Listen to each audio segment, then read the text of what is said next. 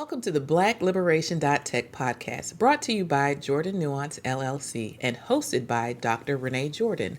This podcast is a accumulation of Dr. Jordan's dissertation work and her passion for empowering Latinas, Afro-Latinas, Black women, and girls to navigate the academic and professional worlds with confidence and success. Whether you're a mother or a guardian guiding a child through grades 6 through 12, an undergrad or grad student, someone working on a dissertation or thesis, or simply looking to carve out your niche in the career landscape, this podcast is for you.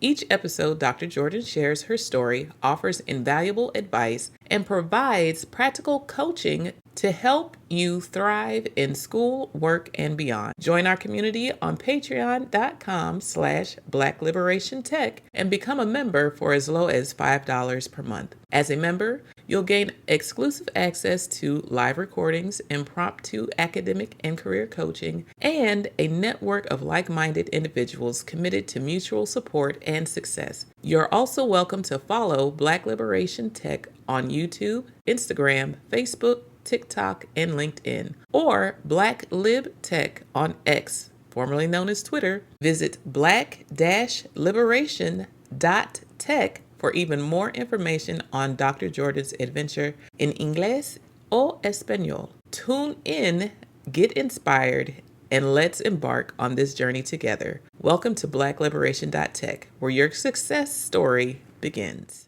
Hello, everyone, and welcome back to another episode of the Black Liberation.Tech podcast. I'm your host, Dr. Renée Jordan, and today we're going to take a look at a blog post from October 2020 titled Last Leg of the Race. So here we go. This year has been one for the record books. In the midst of everything happening, I still must move forward in my doctoral studies. Slow and steady wins the race. Aesop's fable of the tortoise and the hare. So that was an incredibly short blog post. I just wanted to put a pin in time in terms of where I was. I was in the midst of writing my prospectus, also known as my dissertation proposal, and it is truly the largest independent study, literally, that I've ever conducted, and it took a lot. And so in the prospectus,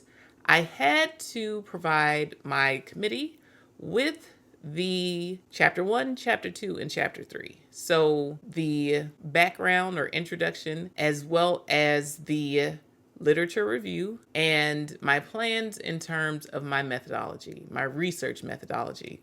So what procedures would I carry out for this qualitative inquiry? And so just in reflection of that year, there was so much happening in 2020 that it was like, I'm glad I had a project to work on in order to keep myself occupied outside of work. And so because I had the time to dedicate to focusing on this project, I had to set time aside in order to tend to it so that I wouldn't just be lost and not doing anything at all. Because at this point, any check-ins that I was going to do with my committee members individually would be on a one-on-one basis. I did need to find another committee member, and I was able to find another committee member while I was a part of the learning sciences department. It was actually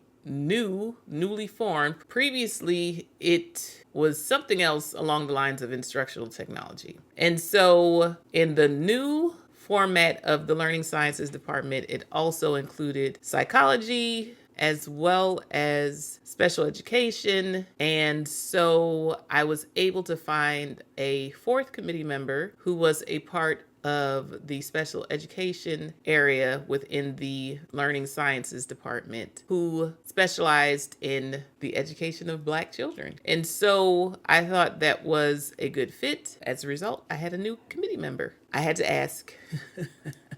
But since the person was a part of our department and the individual knew of my other committee members in terms of those who are at the school. So my committee co-chair, who was also my department chair, as well as my research methodologist, they both knew the professor. And one of the things that you have to consider is that the committee members have to value the expertise of each other and agree where each one specializes, who has the background knowledge to attend to different areas and specialties within your study. Because no one knows it all, but at the end of your dissertation, you will show yourself as the expert as it relates to your work. And so it's important to have people who have the background to say, yes, this is valid. Yes, this is of high quality, as well as those who have the background to say, I have a question. What about this? What about that? And what about the third? And so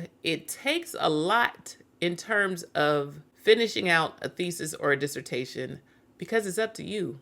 The deadline is up to you. Yes, I had a timeline of 7 years. However, the actual progress between my comprehensive exams, which were in April 2019, and my actual prospectus defense, which took place in the spring of 2021, and my dissertation defense, which took place in the spring of 2022, were entirely up to me. I needed to make the progress. I needed to schedule check-ins with my committee members. Now, 3 of my committee members would check in with me. 2 of them, I would check in with them with actual presentations. So PowerPoint presentations, 10 slides that captured what I was working on. Now, towards the end, it became a little lengthy and it was more than 10 slides, but it was so that I can show them what I was doing. So that was for my department chair, who was the co-chair of my dissertation, as well as my off-campus committee member. And so that's how I would talk to them. I would make appointments with them and only ask for 20 minutes of their time. My methodologist actually had a cap of 30 minutes for those who were working on their dissertations. So when I showed up, I had to show up with what I had accomplished so far to say, hey, this is where I am.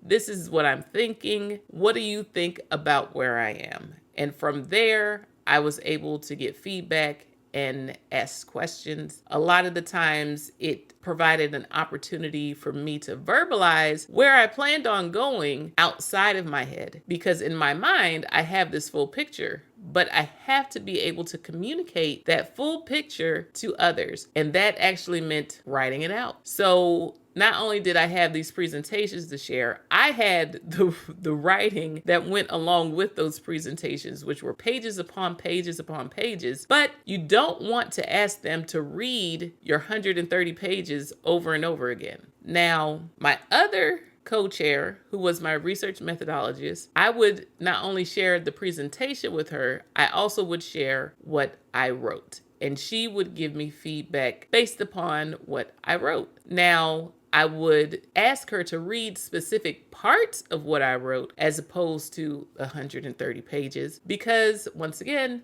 they have a lot of students. I had 4 people on my committee, but they had many more students than I had committee members. So if one professor has 30 advisees or sits on 30 committees, whether they are the chair or the co-chair, you have to be conscious of their time. And you have to understand that it's up to you to seek them out and to provide them with the bits and pieces that matter the most at that specific point in time. And so I want to encourage you to reach out to your committee members, reach out to your advisors, schedule 20 to 30 minutes for those who will give you feedback based upon what you present.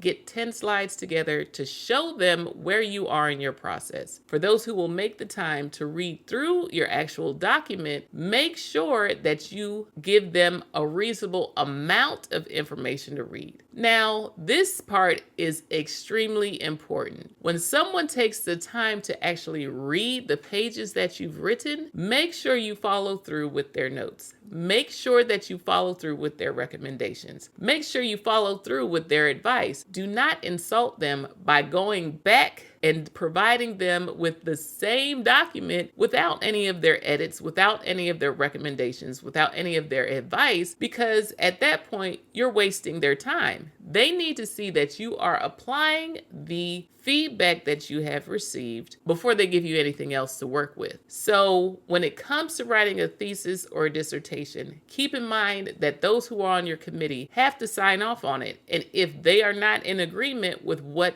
you have as a product, then you need to take it upon yourself to make those edits, to make those changes, to make those corrections. Now, with all of the technology out there, please be mindful of grammar. This is something that can be very frustrating to someone who's trying to read your paper for content. They're not there to edit your paper. Now, it's one thing if it's, a mistake here or there, but if it is a lot, sometimes Microsoft will stop correcting, meaning they'll stop putting the underline saying, hey, you need to edit this or this needs to be changed. Think about how you can say this differently. You will wear out Microsoft. So make sure that you are proofreading your work before you give it to them, and they are working from a standpoint where they're giving you feedback on your content and not your syntax and spelling. Another reason Aesop's fable was critical at this point was because I needed to work, but I needed to work on it in a way that would be productive. Now, I geared up for a after-school program initially. Once COVID hit, I decided that I did not want to do an after-school program as a result of all of the changes that students were going through as a result of having to do school from home. And so I had to rethink my project. Now, the literature still applied, but I had to make changes in terms of who my target audience would be for my sample. And that meant thinking outside of the box, but staying within the same frame. So follow me. Initially, I wanted to do an after-school program with Latinas and Black girls at a middle school that wasn't far from my home. Well, with the thought process of, hey, students in K through 12 are going through a lot right now. I don't want to be a part of hey, I need you to do one more thing online. And so instead of going to middle school girls, I instead made my target audience those who were already in the field of technology saturated industries. So instead of looking to see how the girls went about learning technologies and demonstrating their digital literacies, I went to those who are the experts in terms of they are in professions that are technology saturated, and I asked them questions to work backwards. So in other words, I asked them, how did they get started when it comes to learning technology, and how did they demonstrate their digital literacies? And as a result, I was able to collect retroactive data from them, as well as ask them about how I should move forward with setting up an after-school program that was geared towards girls and their mothers in order to help them to enhance and develop their technology skills and digital literacies. So when you're thinking about your sample in terms of those who will engage in your study, once again, I'm coming from a qualitative inquiry because that's what I did. Yes, quantitative studies and mixed method studies have things to consider, but I'm going to go with a qualitative study because that's what I did. So when you are thinking about who will be a part of your study, you need to figure out who you're going to go to. Do you have access to the people you're interested in having as a part of your study? Keep in mind, these people should not be someone who reports to you in terms of work. So in other words, if you are a supervisor, don't go to those you manage or supervise. Don't go to your direct reports and expect them to be a part of your study. That's a conflict of interest because, of course, there's going to be some pressure there for them to participate in your study. And that's not good practice when we're talking about research. When you have people who want to participate in their study, there should be no pressure. There should be no consequences. They should be able to say no without there being any type of tension as a result of them deciding not to engage. And when someone does participate in your study, at any time, they should be able to leave with no consequence. So if you're somebody's supervisor, that puts a little pressure on it that's not good for research. And so if you are a supervisor, don't go to your direct reports and ask them to be a part of your dissertation or your thesis. That's inappropriate. In my case, I didn't want to be a further burden on students who were already going through extreme changes when it came to schooling as a result of the COVID-19 pandemic. So I went and jumped ahead in terms of ages and went to the adults. Not that the adults weren't suffering a lot, but from my standpoint, it would have been less of a burden on adults than students in order to have an hour interview as opposed to engaging in an after-school program over the course of a few weeks. Another adjustment that I needed to make as it related to my proposal or prospectus was that I needed to go back and revisit the literature as it related to Latinas in technology. I noticed that the school that I wanted to engage in had a very large population of those who identified as Hispanic. And so it behooved me to not only focus on Black girls, but also consider those who identify as Latinas. One of the most valuable lessons that I learned during my prospectus or my dissertation proposal writing process was that I had to clean it up. I had a lot going on. I was trying to do everything. I had so many theories intertwined. I had so many learning theories as well as research methodologies intertwined that I had entirely too much going on. And as a result, I had to cut back and trim it down so that it was clean and concise and manageable as it related to me having to go through the literature to get a good understanding of everything that I was included as it related to not only digital literacies and technology skill development, but also the learning theories and the research methodology that was a part of my work. At one point, I cut at least 27 pages from my dissertation proposal or prospectus. That was humbling. And instead of saying, oh my gosh, I'm throwing this in the trash, I can't believe it, I simply cut it out and saved it for another time. That helped me to feel a whole lot better about all of the work that I put into those 27 pages. It wasn't as painful knowing that I could come back to that at another time in order to address my data or my research direction using that information. So that way I could feel like all was not lost, but I was able to save it for later. In order to get through this time, I had to push as a result of my passion. I'm passionate when it comes to education. I'm passionate when it comes to technology. I'm passionate when it comes to the education opportunities for girls and women. And so, because of the girls and women who showed up in the population down the street from my house, those are the ones who I was interested in learning more about in order to inform my research. Now, I did have opportunities to collaborate with someone else on their project as a recommendation from a faculty member. However, I got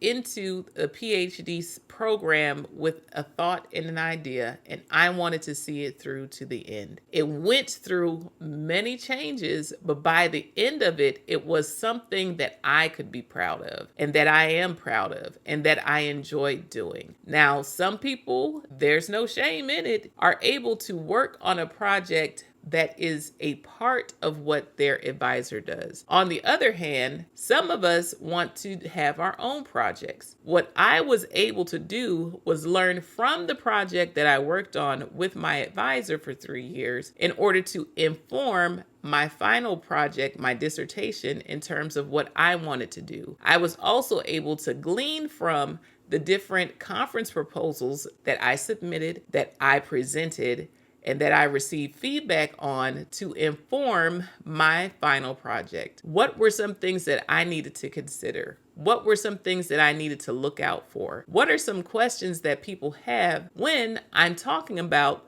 my population of interest? What's the background behind it? What is already a part of the literature? What is still in need of further investigation? As a result of my high engagement as a graduate research assistant, I was able to shape my project over a long period of time. It wasn't something that I just thought of overnight, but it was something that I came in with an idea, and over time, I shaped it to what it finally became. And it was a much more succinct project and less elaborate than what I initially thought that I was going to do. However, as a result of narrowing my focus on a specific population, on specific skills, on specific time frames in terms of conducting interviews under a specific amount of time, then I was able to have a project at the end of my studies that I was proud of, one that I am still learning from as a result, one that I am still making good on in terms of doing what I said I would do, which is getting the word out about my work. One of the things that was helpful to me when it came to writing my dissertation proposal or prospectus was that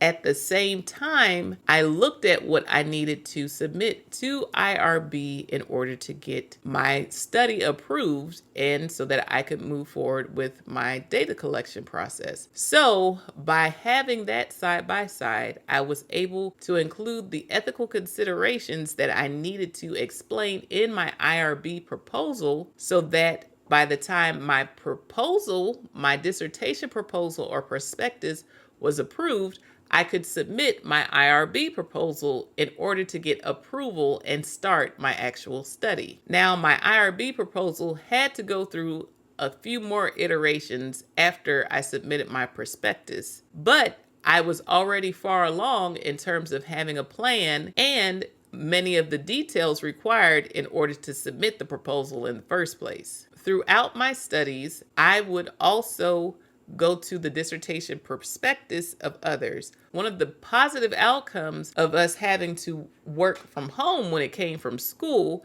was that I was now able to attend many more dissertation prospectus as well as dissertation defenses as a result. I could hop in on Zoom and take a look and see what others were doing. I was able to hear the feedback and the questions they received from their committee members and consider them as I wrote my own work. In addition to attending those dissertation prospectus and defenses, I also attended workshops held by IRB in order to get a good grasp of the IRB application process. So while you're working on your dissertation prospectus or proposal, keep in mind the resources that are available to you at your school. The tool that I decided to use to help me with my qualitative analysis was NVivo, and the library at my institution had different tutorials on NVivo, so you can learn how to use it for your work. Working on a dissertation is not a small thing, so I want to encourage you to make sure that you're setting time aside. I want to encourage you to set your own deadlines. I want to encourage you to make it a point to check in with your dissertation committee based upon what they expect and what they're willing to engage you with. So whether that's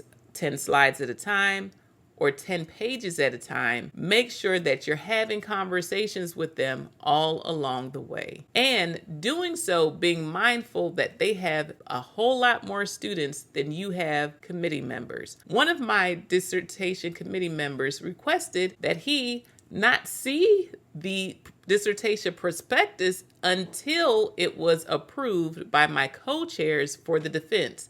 So in other words, he was not available to check in with me all along the way. He would check it once it was done and ready to present to the group. So make sure you check in with your committee members to find out what they're willing to do, what their expectations are, and how you need to navigate and respect their expectations and boundaries when it comes to working with them on your dissertation prospectus. One of the reasons he opted to waiting until the paper was turned in to everybody for consideration for the actual dissertation prospectus defense was that he was not a specialist as it related to everything that I was working on. And so he would look at it based upon his expertise and take a look at the entire proposal during the allotted time that the committee would have before the defense. With all that being said, keep in mind that although you are working on your own, you're not alone. Make sure you reach out to those who are there to support you. It's good to have others to bounce ideas off of. So whether that's classmates, whether that's a mentor, whether that's a professor at another institution, run it past them if they're willing to listen. Sometimes you need to spread the wealth when it comes to seeking help with your dissertation or thesis. You need to spread the wealth because chances are your advisor, those who are on your committee, they have a lot of things that are on their plate. Not only do they have a lot of students, they also have leadership, service, and teaching responsibilities that they have to take care of as well. So make sure that you are creating balance as it relates to how you seek help. Create balance by asking people well in advance for help, finding out how you can get on their schedule, find out what they are willing to go over with you, whether it's 10 pages or 10 slides. Make sure that you're incorporating the advice that they give to you. If you incorporate it and then you find out, you know what, this isn't quite working for me, be able to explain that to them when you go back. Don't just say, I just didn't do it. Or think that they're not going to remember what they told you before. That's an insult. Please take their advice into consideration. Why? Because you're asking them to sign off on your work, and they have to be in agreement that what you're producing is indeed reflective of the expertise of someone conducting research based upon what they know as experts. They have the degree and they want to help you get yours, but you have to be able to hear what they have to say, apply what they have to say, look into what they have to say to see if it works for you. And if it doesn't, don't just say it didn't work. Be able to explain yourself. Otherwise, incorporate what they say, even if you're not quite sure. If you don't have a reason for not doing it, just try it anyway and see what happens. If you're someone like me who has a whole lot going on, you're trying to save the world with your dissertation, and you have so many theories and so many frameworks and so many methods of data collection that it's just not realistic, let go, cut it out, put a file that says use for later and paste those things there. Know that you're not throwing it away. Know that you're not putting it in the trash. Know that all was not lost. It's just not for now. So save those things that you have to cut out of your dissertation prospectus or your dissertation defense and save them for later. You have a lifetime to do research, but a good dissertation is a done dissertation. So make sure you're making progress by incorporating what people have to say in order to move forward. Keep in mind, slow and steady wins the race. Thank you for tuning in to the Black Liberation.Tech podcast, brought to you by Jordan Nuance LLC and hosted by Dr. Renée Jordan. We hope today's episode has inspired you and provided valuable insights to help you navigate your academic and professional journey with confidence and success. Remember to like, subscribe, and share, as well as rate and review the podcast to help it become more discoverable. Whether you're guiding a child through grades 6 through 12, tackling undergraduate or graduate studies, working on a dissertation or thesis, or exploring your career options, this podcast is here to support you every step of the way. Join our community on patreon.com/Black Liberation.Tech and become a member for as low as $5 per month. As a member, you'll enjoy exclusive access to live recordings, impromptu academic and career coaching, and a network of like-minded individuals committed to mutual support and success. Don't forget to follow Black Liberation.Tech on YouTube, Instagram, Facebook, TikTok, and LinkedIn, or Black Lib.Tech on X, formerly known as Twitter. Visit black-liberation.tech for even more information on Dr. Jordan's adventures, available in both English and Spanish. Stay inspired, stay empowered, and keep moving forward. Until next time, take care. Bye-bye.